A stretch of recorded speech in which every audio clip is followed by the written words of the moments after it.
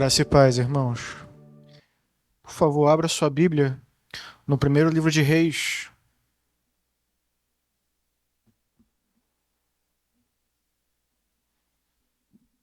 Capítulo 14, onde nós faremos a leitura a partir do verso de número 21.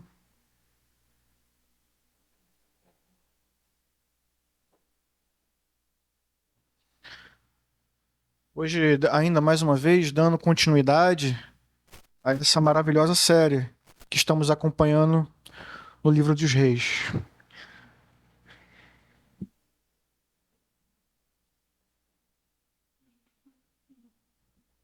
Amém? Todos acharam? Diz assim: Roboão, filho de Salomão, foi rei de Judá. Tinha 41 anos de idade quando começou a reinar, e reinou 17 anos em Jerusalém, cidade que o Senhor havia escolhido dentre todas as tribos de Israel, para nela pôr o seu nome.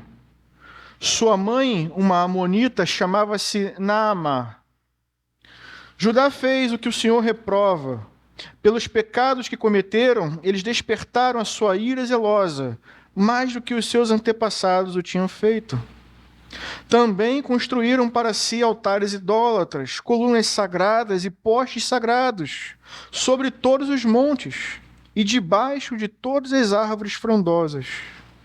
Havia no país até prostitutos cultuais. O povo se envolvia em todas as práticas detestáveis das nações que o Senhor havia expulsado diante dos israelitas. No 5º ano do reinado de Roboão, Sisaque, rei do Egito, atacou Jerusalém. Levou embora todos os tesouros do templo do Senhor e do palácio real, inclusive os escudos que Salomão havia feito. Por isso, o rei Roboão mandou fazer escudos de bronze para substituí-los e os entregou aos chefes da guarda da entrada do palácio real. Sempre que o rei ia ao templo do Senhor, os guardas empunhavam os escudos e em seguida os devolviam à sala da guarda. Os demais acontecimentos do reinado de Roboão e tudo o que fez estão escritos nos registros históricos dos reis de Judá.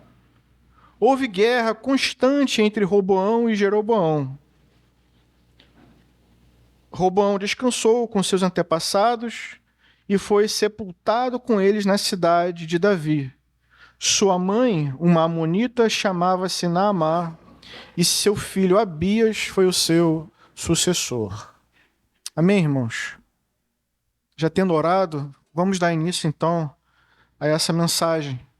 Claro, sempre dependentes do Senhor, para que Ele fale aos nossos corações, e como disse o nosso diácono André, para que os nossos ouvidos também estejam abertos para ouvir a palavra do Senhor falar aos nossos corações.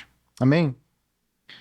Bem, irmãos, o texto que nós lemos hoje, os irmãos devem se lembrar, ele na verdade é uma continuidade do que nós vimos lá no capítulo 12, né? É uma peculiaridade do livro de Reis, ele trata ao mesmo tempo tanto os reis que governaram o Reino do Norte, tanto os reis que governaram o Reino do Sul. Mas ele acaba dando uma certa ênfase maior aos governantes do Reino do Norte, enquanto o livro de Crônicas enfatiza com um pouco mais de detalhes como foi o governo dos reinos do Sul. Então os irmãos vão se lembrar que nos últimos 2 domingos, nós vimos os capítulos 13 e também em uma parte do capítulo 14, que o narrador ele apresenta para a gente o que estava acontecendo no Reino do Norte, né?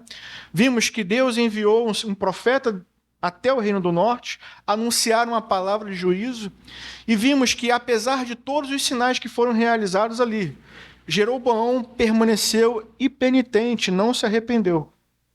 Apesar de todos os sinais que tinham acontecido, apesar de Deus ter anunciado que um juízo viria, Jeroboão, rei de Israel, não ouviu a voz de Deus, não se arrependeu, não abandonou os seus maus caminhos.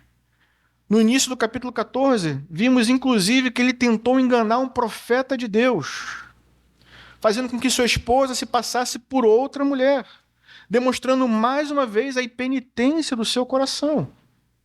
E aí hoje nós voltamos a ver, a partir do verso 21, o reinado de Roboão. E o versículo 1 nos diz assim, nos diz que Roboão tinha 41 anos quando começou a reinar, reinou 17 anos em Jerusalém e era filho de uma amonita, uma estrangeira com quem Salomão tinha se casado. De acordo com o versículo 22, o texto diz que ele fez o que era mal aos olhos do Senhor.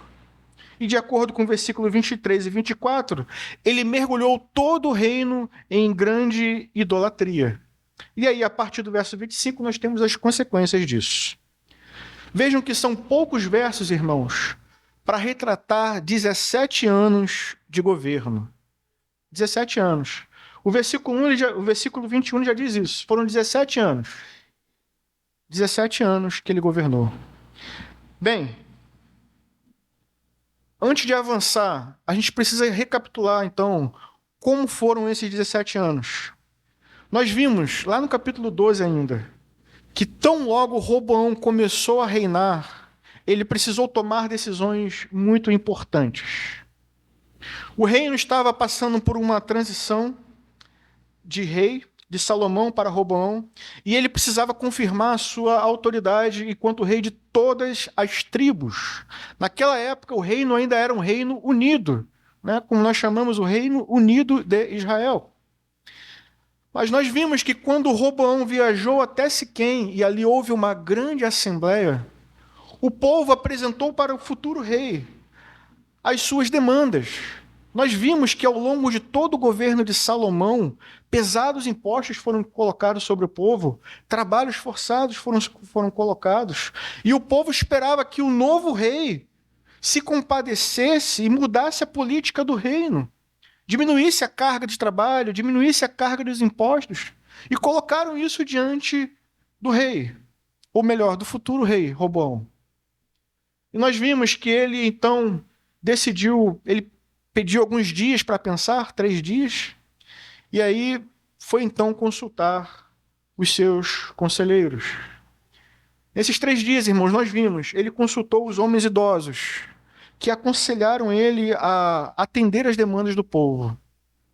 Mas ele não se agradou, não era o que estava disposto no seu coração. E aí, então, ele consulta os jovens, que falam simplesmente aquilo que ele desejava ouvir. Oprime o povo, para que eles se submetam a ti. E foi exatamente o que ele fez. Roboão ouviu os 2 conselhos, mas, acima de tudo, ouviu o conselho do seu próprio coração. E aí o reino mergulhou em desgraça. O que nós não vimos ali foi Roboão dedicar um tempo, dentro de 3 dias, para saber qual era a vontade de Deus. Isso não aparece no texto. Ele consulta a todos, consulta o seu próprio coração, mas o conselho de Deus fica lá de fora. Ele volta então e fala a sua resposta dura e áspera. O povo então, obviamente, se rebela. E aí Roboão toma a sua segunda decisão, e mais uma vez, uma decisão sem consultar ao Senhor. Ele envia um homem para tentar apaziguar as coisas, para tentar solucionar o problema. Mas vejam só, o homem que ele envia era simplesmente o homem mais odiado das tribos. Ele envia justamente o homem que era responsável pelos trabalhos forçados do reino. Ele envia esse homem para sentar na mesa de negociação. E, obviamente, também não deu certo. Por causa da imprudência e da tolice de Roboão, aquele homem acabou sendo morto. E aí ele toma a terceira decisão. E, mais uma vez, uma decisão sem consultar ao Senhor. Ele declara guerra contra as tribos do Reino do Norte. Agora já dividido. Um reino dividido. Ele declara guerra. Ele junta centenas de milhares de homens. E aí sim, acontece uma coisa inesperada. Deus intervém na história. Deus envia o profeta Semaías com a palavra dizendo: parem com isso. Voltem para as suas casas. Não lutem contra os seus irmãos. porque isso tudo está sob o meu controle, é da minha vontade. E para nossa surpresa, irmãos, foi exatamente isso que Roboão fez. Todos voltaram para as suas casas. E naquele momento não houve guerra entre o Reino do Sul e o Reino do Norte. Eu destaco isso, irmãos, na nossa introdução ainda, para a gente entender, né, o pastor Miguel colocou como título daquela mensagem um reino de tolos. É importante a gente perceber que a única decisão sábia, prudente, que trouxe algum benefício, só aconteceu quando Roboão finalmente ouviu o conselho de Deus e voltou para sua casa. Quando ele ouviu o conselho de Deus e abriu mão de fazer o que o seu próprio coração desejava fazer. Foi somente aí que as coisas começaram a mudar. Mas o nosso texto hoje também é o mesmo título. Não sou muito criativo. Nosso título também hoje é esse: um reino de tolos. E o texto continua contando a história de Roboão, parte 2. Vejam, o versículo 21 diz, Roboão, filho de Salomão, rei de Judá, tinha 41 anos quando começou a reinar, e reinou 17 anos em Jerusalém. Então, eu resumi aqui como foram os dias iniciais. Várias decisões tolas foram tomadas, mas finalmente, em um momento, ele ouviu a voz de Deus. A pergunta que eu faço aos irmãos é: o que acontece em seguida? O que acontece depois que Roboão ouve a voz de Deus? Eu peço que os irmãos abram suas Bíblias no livro de 2 Crônicas. Segundo livro de Crônicas. E, se possível, deixem marcado 1 Reis.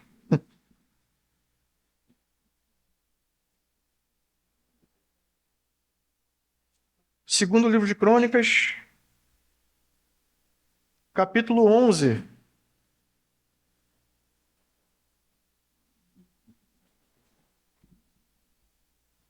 A partir do verso 2 diz assim: Entretanto, veio a palavra do Senhor a Semaías, homem de Deus.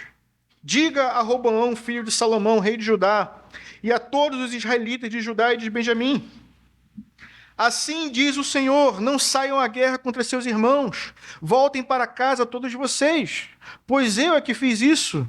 E eles obedeceram a palavra do Senhor e desistiram de marchar contra Jeroboão. O que acontece em seguida, irmãos? A partir do verso 5. Roboão morou em Jerusalém e reconstruiu algumas cidades para a defesa de Judá. A partir do verso 6, ele passa então a enumerar quais foram essas cidades. Ele segue o exemplo de seu pai Salomão, irmãos, e ele começa a construir castelos, fortalezas, que basicamente protegiam as fronteiras do Reino do Sul, mas protegiam em relação aos países vizinhos, ao Egito que vem de baixo. Ele protege todas as cidades, de leste a oeste, mas ele não fortalece as cidades que fazem fronteira com o Reino do Norte. Ele deixa esse caminho aberto. Entre o Reino do Norte e o Reino do Sul não haviam cidades fortificadas. Mas entre o Reino do Sul e as nações vizinhas que estavam abaixo, como, por exemplo, o Egito, ali ele constrói fortalezas. Isso é explicado para a gente a partir do verso 5. Agora vejam, essa atitude de Roboão é uma atitude sábia. Proteger o reino, uma atitude sábia. Mas é mais interessante ainda a gente perceber que ele deixa o caminho aberto. Ele faz uma política de portas abertas entre o Reino do Norte e o Reino do Sul. E ele começa a usufruir benefícios disso. Deus já tinha deixado claro que não deveria haver guerra entre eles. E obedecendo a isso, as fronteiras continuam abertas. E olha o que acontece em seguida. A partir do versículo 16,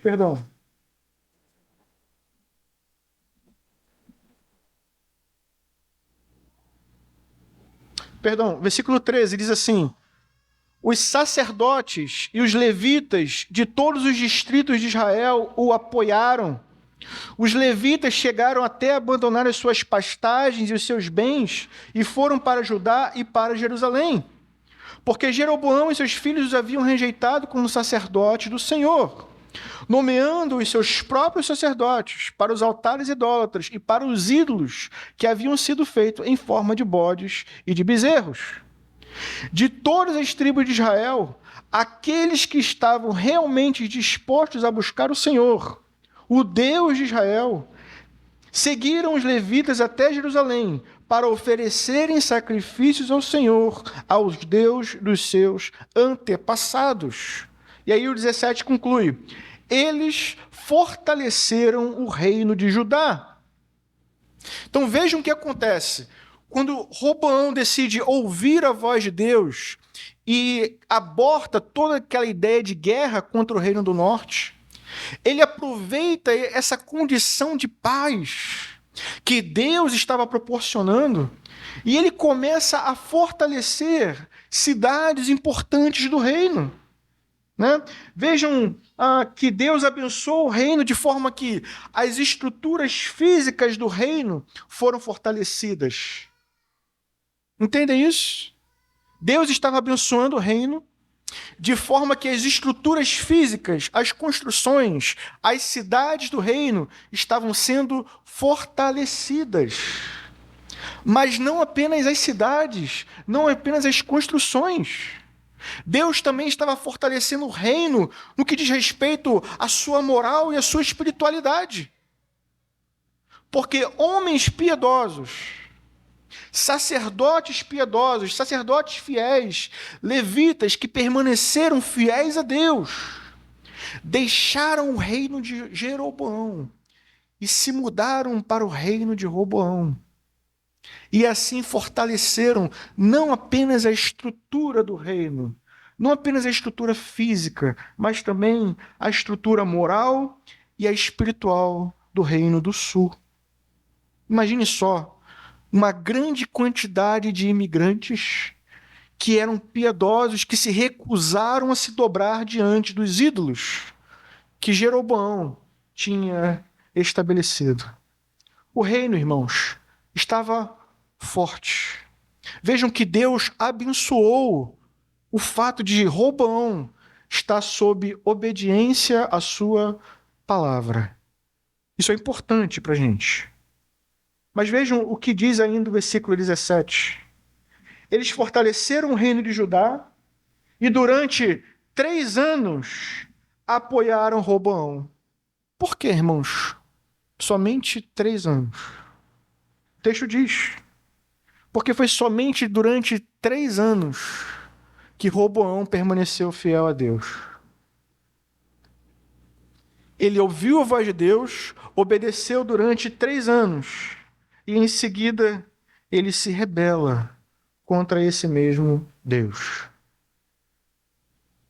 O texto mostra a partir do verso 18 que, sim, a prole, a linhagem de Roboão foi uma prole muito abençoada. Né? Ele teve, deixa eu recapitular aqui, 18 mulheres, 60 concubinas, 28 filhos e 60 filhas. Né? Certamente não faltava herdeiros para o trono. E isso era, com certeza, um sinal de bênção. Por outro lado, a gente não pode fazer vista grossa para o fato de que ele estava seguindo exatamente os passos de seu pai. Se casando com muitas mulheres, mulheres estrangeiras. Dessas 78 esposas, apenas 2 eram da linhagem de Davi. Ele estava trilhando o mesmo caminho. A sua mãe era uma amonita, uma estrangeira. E aí fica aquela pergunta no ar. Se as mulheres de Salomão conseguiram influenciar o sábio Salomão, será que uma mãe também não poderia influenciar o seu filho? Ou tantas outras esposas como ele estava apresentando? Infelizmente, parece que é nessa direção que o texto caminha. O texto mostra que Roboão seguiu exatamente os mesmos caminhos do seu pai e se rebelou contra Deus. Voltando a Reis, capítulo 14, O verso 23 diz assim: também construíram para si altares idólatras, colunas sagradas, postes sagrados, sobre todos os montes e debaixo de todas as árvores frondosas.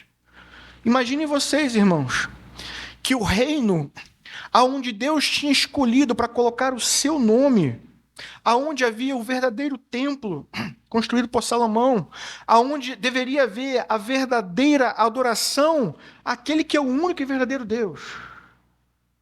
Este reino, irmãos, estava tomado de postes e ídolos. Aonde havia uma árvore, diz o texto, aonde havia uma árvore, tinha um ídolo. E é impressionante a gente pensar que em 3 anos a nação se corrompeu dessa forma. Vejam que o propósito de Deus para o seu povo sempre foi que eles fossem um exemplo, que eles fossem sal, que eles fossem uma comunidade de contraste para os outros povos. As nações deveriam olhar para eles e enxergar neles um povo que verdadeiramente adora o único e verdadeiro Deus. Mas por causa de todas essas coisas, eles estavam perdendo a sua identidade. Estavam assimilando a cultura, assimilando os falsos deuses das outras nações. O reino que Deus abençoou agora estava em rebelião contra esse mesmo Deus. Veja o capítulo 12 de Crônicas. Espero que os irmãos ainda estejam em Crônicas. O capítulo 12, versículo 1 diz assim: depois... Esperar os irmãos abrirem. Depois que Roboão se fortaleceu, firmou-se como rei, ele e todo Israel abandonaram a lei de Deus. Irmãos, esse é o perigo. Esse é o perigo de todos aqueles que buscam a Deus, não por causa de quem Deus é, mas por causa do que Deus pode lhes oferecer. Esse é o perigo. Tão logo eles alcançam o que buscam, abandonam Deus. Foi isso o que Roboão fez.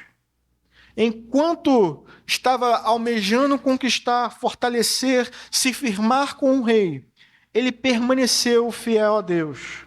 Mas, depois que se fortaleceu, depois que alcançou aquilo que ele estava buscando, não mais permaneceu fiel a Deus. Billy Graham, certa vez, ele disse assim: buscar a Deus em dias difíceis demonstra nossa dependência, mas buscá-lo em dias bons demonstra nossa fidelidade. Vejam, irmãos, mais um exemplo da tolice desse homem. Eu não consigo entender, eu acho que não deveríamos entender, né? Como que alguém que está usufruindo das bênçãos de Deus, toda a provisão, todo o cuidado de Deus, como que essa pessoa ela pode simplesmente abandonar esse Deus e se voltar para outros deuses, falsos deuses? Não faz sentido. As nações buscavam ídolos na expectativa de que esses falsos ídolos pudessem suprir suas necessidades. E faziam isso em vão. O povo de Deus tinha um Deus verdadeiro, que estava sempre protegendo eles, suprindo cada uma de suas necessidades. Por que, então, dar as costas para esse Deus? Por que, então, buscar outros deuses? Não faz sentido. Mais uma vez, é uma marca dessa tolice. A ingratidão, irmãos, a infidelidade também é uma marca dos tolos. E nós precisamos nos precaver disso. Spurgeon, certa vez pregando sobre gratidão, ele disse: a ingratidão é o louvor negligenciado.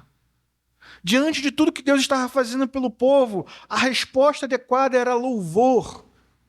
A resposta adequada era abrir os lábios em gratidão e dizer: Senhor, obrigado. porque estamos em paz, porque o reino prospera, porque as cidades estão fortalecidas, nada nos falta. Mas ao invés disso, houve ingratidão e depois infidelidade. O que eles poderiam esperar colher com isso? Apenas juízo. É isso que mostra. Veja o versículo 25. Capítulo 14, diz assim: no 5º ano do rei Roboão, Sisaque, rei do Egito, atacou Jerusalém. Crônicas diz a mesma coisa. No 5º ano, vejam só, irmãos, o espaço. Foram 3 anos de fidelidade. No 4º ano, completa a infidelidade. No 5º ano, Deus trouxe juízo. Sabe o que isso mostra? Em primeiro lugar, mostra o tamanho da paciência de Deus. Vejam que o juízo ele não veio imediatamente. Eles se rebelaram. E apenas 1 ano depois da sua rebeldia é que Deus trouxe juízo. Capítulo 12 de Crônicas, onde os irmãos estão abertos, diz assim: depois que Roboão se fortaleceu, firmou-se como rei, ele e todo Israel abandonaram a lei do Senhor. Versículo 2: por terem sido infiéis ao Senhor, Sisaque, rei do Egito, atacou Jerusalém no 5º ano do reinado de Roboão. E aí o texto explica como foi esse ataque. Com 1.200 carros de guerra, 60.000 cavaleiros e um exército incontável de líbios, suquitas e etíopes que vieram do Egito com ele, conquistou as cidades fortificadas de Judá. Vejam que toda aquela preparação, muito semelhante ao que aconteceu com Salomão, nada disso, irmãos, foi capaz de impedir que aqueles povos viessem, destruíssem justamente as cidades que tinham sido fortalecidas. Sabe o que isso mostra para a gente? Que o que impedia as nações não eram as cidades, não eram as fortalezas, mas Deus, o tempo todo. Não eram as estratégias de Roboão, que eram estratégias maravilhosas e perfeitas, mas era Deus que fazia os planos do rei prosperar. Porque ele estava sendo obediente a Deus. Mas tão logo ele se rebelou, aquilo que ele achava que era a sua fortaleza, aquilo que ele pensava que era a sua segurança, caiu por terra. Vieram e destruíram as cidades que tinham sido fortalecidas. E aí o versículo 5 diz assim: então o profeta Semaías apresentou-se a Roboão e aos líderes de Judá, que se haviam reunido em Jerusalém. Fugindo de Sisaque, ele disse: assim diz o Senhor, vocês me abandonaram, por isso agora eu os abandono. Imagine, irmãos, ouvir isso da parte de Deus. Vocês se rebelaram, vocês me abandonaram, agora eu os abandono. É muito semelhante ao que encontramos lá em Romanos, capítulo 1. Deus os entregou. É isso que vemos aqui, irmãos. E esse é o pior juízo que Deus pode nos dar. É permitir que façamos aquilo que queremos. É seguir o conselho tolo do nosso coração pecaminoso. É viver de acordo com a nossa pecaminosidade. E o que nós pensamos que vamos colher quando agimos assim? Apenas juízo. E há juízo maior do que esse? A ausência de Deus nas nossas vidas? Ele nos abandonar, como ele diz que ele fez com o povo? Ele nos entregar, como ele diz que fez com o povo?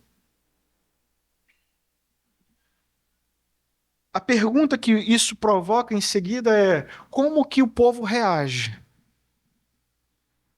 Porque, irmãos, Deus enviou um profeta.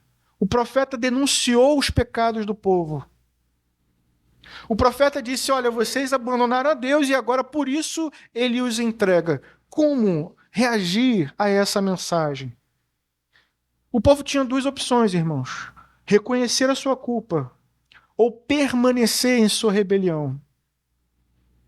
E a gente precisa lembrar que um profeta também foi enviado a Jeroboão. Lembramos disso, um homem de Deus saiu de Judá e foi até o reino do norte. Ele anunciou a palavra de Deus, que também dizia: vai vir juízo.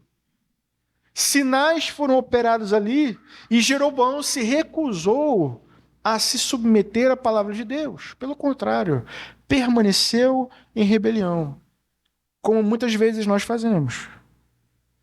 Mas veja o que diz o texto. A partir do verso seguinte, o texto nos diz que os líderes, Roboão e todo o povo se humilharam. Me acompanhe na leitura. Verso 6. Os líderes de Israel e o rei se humilharam e disseram: o Senhor é justo. O Senhor é justo.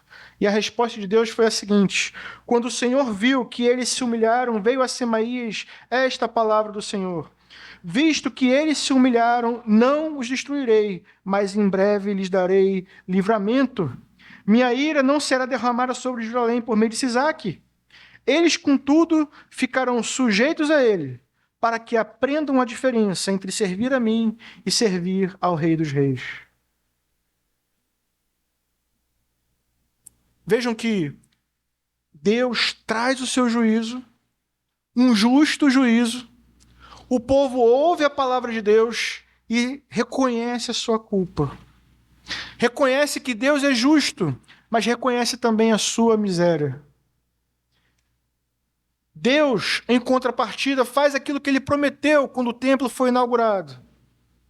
Ele ouve a oração, ele vê o povo arrependido e perdoa. O que não significa que as consequências dos nossos atos não virão sobre nós. Deus, ainda agindo como um pai amoroso que cuida dos seus filhos, permite que uma disciplina amorosa seja colocada sobre eles. Para quê? O texto diz: para que eles entendam que é melhor servir a mim do que servir aos reis dos homens. É claramente uma disciplina corretiva. Deus não queria destruir o seu povo, mas apenas trazê-los de volta ao caminho.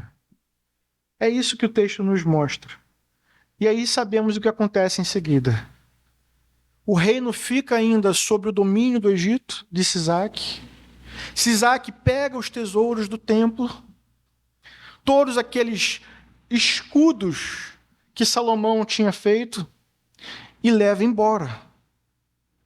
A paz do reino, que era um sinal da bênção de Deus, não existe mais. A riqueza e a glória do reino, simbolizadas naqueles escudos feitos de ouro, foram levados, foram tirados, foram roubados. Ao invés de símbolos de glória, agora Roboão tem que fazer escudos de bronze. Nem prata era bronze. E aí o texto diz que todas as vezes que Roboão ia ao santuário, aqueles homens tinham que levantar aqueles escudos. E isso, talvez vocês não saibam, mas isso é um costume até hoje no meio militar. Prestar honra às autoridades. Geralmente é comandado a ordem aqui no Brasil de apresentar armas. E aí quando alguém emite a ordem apresentar armas, aquela guarda ali levanta o seu armamento, o seu fuzil. E isso é uma homenagem à autoridade que está se aproximando. Agora imaginem vocês se alguns ladrões invadissem o quartel, roubassem os fuzis, e ao invés de levantarem o armamento, levantassem pedaços de pau, um cabo de vassoura. Por um lado, o que estão fazendo ainda é um sinal de honra para aquela autoridade. Mas, ao mesmo tempo, irmãos, é um sinal de humilhação, de vergonha. Porque todas as vezes que o rei passava por ali, ele lembrava: por causa dos pecados do povo, por causa dos meus pecados, não há mais essa glória no meio de nós. Era aqueles escudos de bronze para Roboão. Era uma plena contradição do que é um reino dos tolos. Sinal de vergonha, de humilhação. Resultados de um rei soberbo, que se recusava a consultar a Deus, que seguia o conselho do seu próprio coração, que, podendo permanecer fiel, abandonou a Deus. Não demonstrou gratidão e muito menos fidelidade. Próprio de um rei tolo. Próprio de uma nação tola. Humilhados por conta de seus pecados. Eu passo, irmãos, então, a nossa conclusão. Pensando ainda um pouquinho sobre o que podemos aprender com esse texto. E a primeira pergunta que precisamos nos fazer, irmãos, é como anda a nossa fidelidade para com Deus? Como anda a nossa fidelidade para com Deus? Vejam que algumas pessoas buscam outros ídolos porque acham que esses ídolos vão satisfazer todas as suas necessidades. Mas aqui está um povo que reconhece que Deus, e somente Deus, é capaz de suprir essas necessidades. Mas quantas vezes, irmãos, somos tentados a imitarmos a cultura dos povos vizinhos, a imitarmos o que as outras pessoas estão fazendo. E tão logo alcançamos o que Deus as bênçãos de Deus, não buscamos mais a Ele, não nos debruçamos mais em Sua palavra, não dedicamos mais momentos de oração. Pelo contrário, utilizamos todos os recursos que Ele nos dá para buscar outras coisas e fazer outras coisas. Como anda a nossa fidelidade para com Deus? É uma pergunta que precisamos responder. Mas a outra, como nós reagimos quando ouvimos a palavra de Deus? Qual é a resposta que damos quando a palavra de Deus nos confronta, nos coloca diante do nosso pecado? Nós vimos nos últimos 3 domingos 2 reis. Os 2 reis eram homens que pecaram contra Deus. 2 reinos que pecaram contra Deus. E vejam que em todos os casos Deus fez a sua vontade ser conhecida. A questão é como nós respondemos a isso. Nos arrependemos, reconhecemos nossa culpa, nos humilhamos e dizemos: Senhor, é verdade, Tu és justo e eu não. Tu és santo e eu não. Ou fazemos vista grossa por fato de que precisamos do perdão de Deus, que precisamos da graça, que precisamos da misericórdia de Deus. Às vezes parece que diante da revelação de Deus agimos com altivez, como fez Jeroboão, longe de reconhecer a nossa culpa, longe de dobrar os joelhos em submissão, longe de se submeter à palavra de Deus. Às vezes persistimos em rebelião. E a pergunta é: o que esperamos colher com isso? O que esperamos colher com isso? O Warren Wiersbe, ele nos deixa um conselho precioso. Ele diz assim: se descobrirmos que escolhemos seguir um desvio, devemos admitir o fato. Devemos confessar nosso pecado, devemos pedir ao Senhor que nos conduza de volta ao caminho certo. Não há outra opção para nós. Senhor, errei. Senhor, eu caí. Mas tem misericórdia, traz-me de volta. Mostra-me o caminho certo e faz o meu coração se submeter à sua palavra.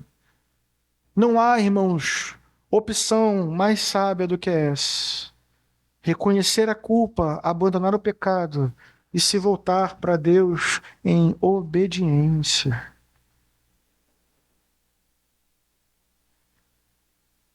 Do contrário, irmãos, teremos sempre que lidar com os símbolos da nossa humilhação. E aí eu queria falar um pouquinho mais sobre os escudos de bronze. Como eu disse antes, imagine vocês, todas as vezes que o rei caminhava naquela direção, os homens levantavam os escudos em sinal de honra, mas aqueles escudos eram um sinal de vergonha, um sinal de humilhação. Todos entendemos isso? Curiosamente, esses escudos de bronze, irmãos, eles também são símbolo de outra coisa. São símbolos de graça e também de misericórdia. Porque ao mesmo tempo que eles levantavam aqueles escudos em sinal de que por causa do pecado deles, os escudos de ouro tinham sido roubados, e isso era sinal de vergonha, quando eles levantavam os escudos de bronze, de certa forma também era um sinal de que Deus não tinha destruído o reino por completo. Era um sinal também de que Deus tinha de fato agido com graça e misericórdia. Porque embora eles tenham pecado, embora eles tenham se rebelado contra Deus, embora eles tenham se voltado para outros deuses, e Deus tinha todo o direito de destruí-los, não foi isso que Deus fez. Deus trouxe uma disciplina amorosa, mas o reino sobreviveu. Por quê? Pela graça e misericórdia de Deus. Pensando sobre esse escudo, irmãos, eu lembro de um outro símbolo, que também é símbolo de vergonha para nós. E eu falo da cruz. Eu já vi muitos homens piedosos condenando o fato de alguns cristãos ostentarem uma cruz no peito. E eles, de certa forma, estão certos. Porque a cruz de Cristo apenas mostra que somos culpados. Apenas mostra que eu e você nos rebelamos contra um Deus perfeito. A cruz de Cristo mostra um fato poderoso, que o nosso coração é tolo e insiste em viver em rebelião contra Deus. De forma que séculos se passaram e nenhum homem sequer conseguiu cumprir a lei de Deus de forma perfeita. Por isso, uma cruz, sinal de vergonha para nós, homens infiéis, adúlteros, que deixaram de adorar o verdadeiro Deus e adorar a criatura, que deixaram de seguir o conselho da palavra de Deus para seguir o conselho do seu próprio coração. O reino dos tolos, irmãos, não é apenas em Judá e em Israel, é o mundo todo. Desde que Adão e Eva pecaram, esse mundo se tornou o reino dos tolos. Como podemos? Depois de Deus ter criado um jardim perfeito, com toda a provisão, com a sua comunhão, como tivemos a ousadia de nos rebelarmos contra esse Deus, que tudo fez por nós, que nos criou a sua imagem e semelhança, como tivemos a ousadia? Tolice. É a única resposta que temos. Então foi necessário que Cristo viesse ao mundo e morresse numa cruz por nós. Por isso eles dizem: como você pode ostentar uma cruz no peito? O seu Salvador morreu numa cruz por causa dos seus pecados. É um símbolo de vergonha para nós. E vejam que a cruz era reservada somente para os piores malfeitores. Mas o santo, irmãos, o santo foi crucificado nela. Não porque tinha cometido pecado, mas por causa dos nossos pecados. Então eu preciso concordar com eles. Sim, a cruz é um símbolo de vergonha para nós. Cristo morreu na cruz por nossa causa. Símbolo de vergonha. Mas por outro lado, irmãos, e aqui está a beleza do Evangelho, Esse mesmo símbolo é também o nosso motivo de orgulho. Porque ele morreu na cruz. E vejam, a cruz está vazia. Deus se fez carne e habitou entre nós. Jesus Cristo se entregou por nós. E é um fato de glória, um sinal da graça e da misericórdia de Jesus, que ele tenha sido crucificado na cruz em nosso lugar. Não é apenas um símbolo de humilhação, mas é uma demonstração de que sim, Deus aplica o seu justo juízo. Mas vejam que ele fez isso por nós, aplicando o seu juízo em Cristo Jesus. De forma que agora olhamos para a cruz e vemos a nossa miséria, mas vemos também o ato da graça e da misericórdia de Deus. Porque ali, irmãos, alcançamos a nossa redenção. Os escudos de Roboão eram de bronze.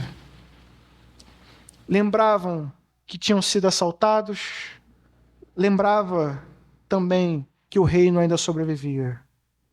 A cruz, irmãos, nos lembra o nosso pecado, mas nos lembra também que pela graça de Deus a igreja sobrevive. E sobrevive por causa de Cristo. Ele se entregou por nós numa cruz. A cruz é um símbolo, sim, de vergonha, mas é um símbolo de glória. Como eu disse antes, ele morreu ali, mas não está mais lá. Agora ele está assentado à direita do Pai, intercedendo a favor dos seus filhos, que em breve serão reunidos com ele. Amém? Vamos orar? Senhor, Pai nosso, em primeiro lugar, ó Deus, te peço perdão pelas minhas falhas, pelas nossas, ó Deus. Pois olhando para Roboão, ó Deus, e para o reino, não devemos ser negligentes também com as nossas próprias falhas e pecados. Às vezes agimos assim também, como tolos. Apesar, ó Deus, de tudo que o Senhor faz por nós, às vezes resta apenas ingratidão e infidelidade. Perdoa-nos, ó Deus. Tem misericórdia de nós. Que assim como o Senhor agiu com misericórdia com eles, ó Deus, que possamos em todo momento encontrar graça e misericórdia em Ti.